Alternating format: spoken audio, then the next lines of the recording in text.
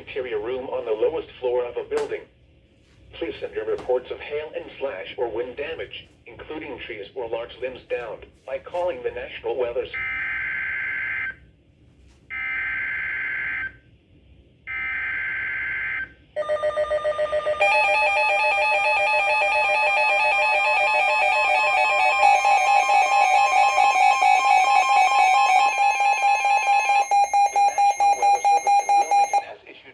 Thunderstorm warning for Robeson County in southeastern North Carolina, Central Florence County in northeastern South Carolina, Dillon County in northeastern South Carolina, eastern Darlington County in northeastern South Carolina, northwestern Marion County in northeastern South Carolina, eastern Marlborough County in northeastern South Carolina until 10 a.m.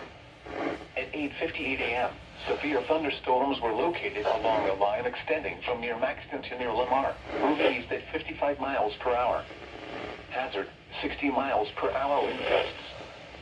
Source, radar indicated.